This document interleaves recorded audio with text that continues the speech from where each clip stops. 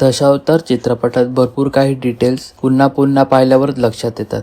आता आपण अशाच 7 डिटेल्सबद्दल सविस्तर पाहणार आहोत या व्हिडिओमध्ये. क्रमांक 1. बाबुलीचे कान तीक्ष्ण असतात. आपल्याला तर माहितीच आहे की बाबुलीला रात आंधळेपणा असतो. तरीही चित्रपटाच्या सुरुवातीला बाबुली रात्रीच्या अंधारात न धडपडता जंगलात वावरत असतो. याचं एक कारण आहे की तो वर्षानुवर्ष तेच करत असतो, त्यामुळे त्याला जंगल पाठ झालेलं असतं. पण बाबुलीचे कान तीक्ष्ण आहेत याचे दशावतार चित्रपटात 3 पुरावे आहेत. पहिला पुरावा, बाबुली चालता चालता पाण्यात पाय ठेवणार असतो, पण काही कारणाने तो पाण्यात पाय ठेवणे टाळतो, कारण त्याला पाणी पिण्याचा आवाज येतो. मान वळवल्यानंतर त्याला कळतं की तिथे बिबट्या पाणी पितोय, म्हणून तो आपली वाट बदलतो. पण माधव जो बाबुलीचा पाठलाग करत असतो तो चुकून पाण्यात पाय ठेवतो, त्यामुळे काळा बिबट्या सावधान होतो. बाबुलीलाही त्या पाण्याचा आवाज येतो, म्हणून तो मागे येऊन माधवला पळवण्यापासून थांबवतो. दुसरा पुरावा, याच्याच पुढच्या सीनमध्ये भरत जाधव अर्थात वाडेकर बंदुकीचा आवाज करतो, त्यामुळे बाबुली परत सावधान होतो आणि अंधारातही अचूकपणे वाडेकरच्या डोक्यात निशाणा साधतो, म्हणजेच दगड फेकून मारतो, जेणेकरून वाडेकरचा निशाणा चुकेल. तिसरा पुरावा, जेव्हा वाडेकर त्याच्या मृत्यूच्या आधी जंगलात शिकार करायला जातो तेव्हा चित्रपटामध्ये वाडेकरच्या दारूच्या बाटलीवर फोकस केला आहे. चालताना त्या मेटलच्या बाटलीचा आवाज होत असतो. ह्याचाच अंदाज घेऊन बाबुली त्याच्या पायात साखळी फेकतो आणि तो खाली पडतो आणि बाबुली परत अंधारात त्याला दगड फेकून मारतो. वाराच्या मुखवट्यात बाबुलीला काही दिसणं शक्य नव्हतं आणि त्यात अंधार, तरीही अचूकपणे निशाणा साधून वाडेकरचा वध करण्यात येतो. वाडेकरचा वध केल्यानंतर कॅमेराचा फोकस परत ते दारूच्या बाटलीवर येतो. यावरून हे सिद्ध होतं की बाबुलीला रात आंधळेपणा असला तरी तो आवाजाच्या दिशेने बरोबर दगड फेकू शकतो आणि तोही अचूक लागतो. या डिटेलिंगमुळे फिल्ममेकरला आणि रायटरला दाद दिली पाहिजे. वाडेकरला दगड फेकून मारण्याचं अजून एक कारण म्हणजे जेव्हा वाडेकर माधवचा पाठलाग करत असतो तेव्हा वाडेकर खाली पडलेला दगड उचलून माधवच्या डोक्यात फेकून मारतो. क्रमांक 2. गुलाबी धुरामागचं सायंटिफिक रिझन. चित्रपटात असे सांगितले आहे की कातोबाच्या जमिनीखाली कोबाल्ट आहे, पण त्या जमिनीखालून येणाऱ्या धुऱ्यामागचं कारण आयोडीन आहे. आयोडीन हा नैसर्गिकरित्या तयार होतो आणि त्याचा रंग साध्या तापमानात काळ्या रंगाचा असतो, पण त्याला थोडे गरम केल्यावर त्याचं डायरेक्ट धुरात रूपांतर होते आणि त्या धुराचा रंग गुलाबी किंवा व्हायोलेट होतो आणि जास्त कॉन्सन्ट्रेशनमध्ये त्याचा रंग जांभळाही होतो. हे तेच रंग आहेत जे चित्रपटात दाखवले होते जेव्हा खाणकामाच्या स्फोटामुळे कातोबाच्या देवस्थानातून धूर येत होता. डिटेल क्रमांक 3. उजव्या हाताच्या मनगटावरचा लाल धागा म्हणजेच रक्षासूत्र. पोलीस ऑफिसर डिकोस्टा अर्थातच ख्रिश्चन आहे आणि तरीही तो सावंतबाईकडून लाल धागा बांधून घेण्यास अनुमती देतो. हाच लाल धागा अजून 2 लोकांच्या उजव्या हातात आढळतो, तो म्हणजे बाबुली आणि माधव. फिल्ममेकर्स यांनी या लाल धाग्याच्या बाबतीत कंटिन्युटी डिटेल्स राखली आहे. या लाल धाग्याच्या भोवती ही स्टोरी नाही, पण चित्रपटाच्या शेवटी जेव्हा बाबुली देवस्थानाच्या जवळ आपले शेवटचे श्वास घेत असतो तेव्हा तिकडे फक्त तिघेच म्हणजेच डिकोस्टा, बाबुली आणि माधव हेच दाखवले आहेत.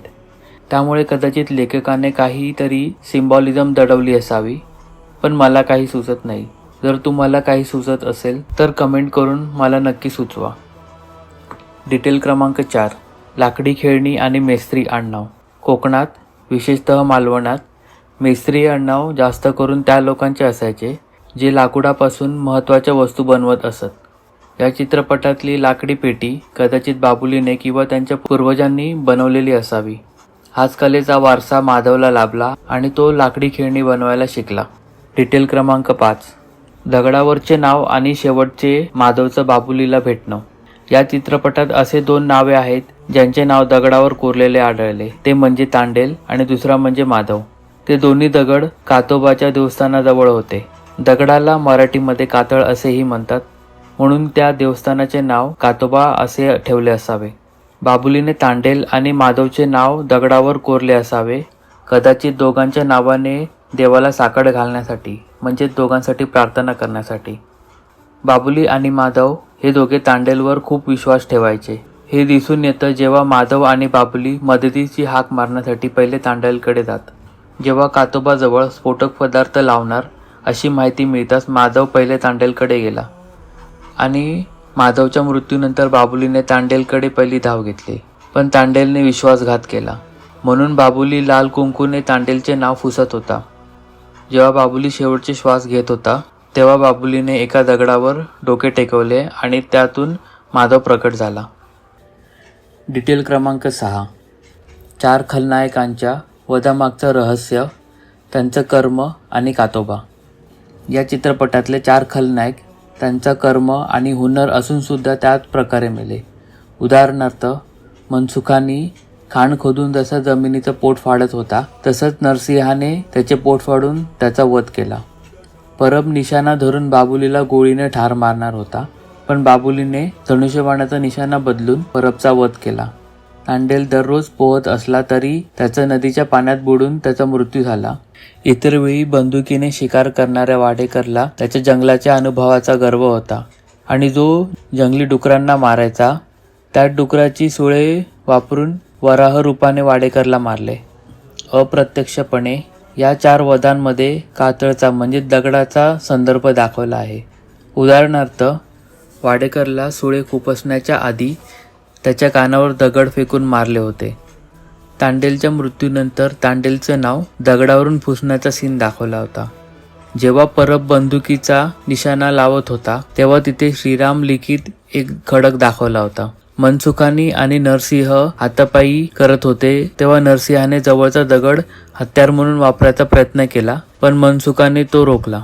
अशा प्रकारे 4 वधांमध्ये दगडाचा अप्रत्यक्षपणे संदर्भ दाखवला असावा.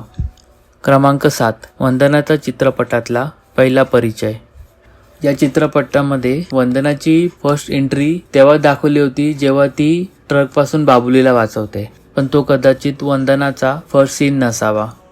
मला असं वाटतं की ती आधीच प्रेक्षकांमध्ये बसली होती जेव्हा बाबुली यम बनून मंचावर येत होता, पण फोकस तिच्यावर नसल्यामुळे ती अस्पष्ट दिसत होती. अशा प्रकारे मी 7 चित्रपटामधले डिटेल्स तुम्हाला सांगितले आहेत. तुम्हाला काय वाटतं कमेंटमध्ये नक्की कळवा. व्हिडिओला लाईक करा आणि शेअर करा. धन्यवाद.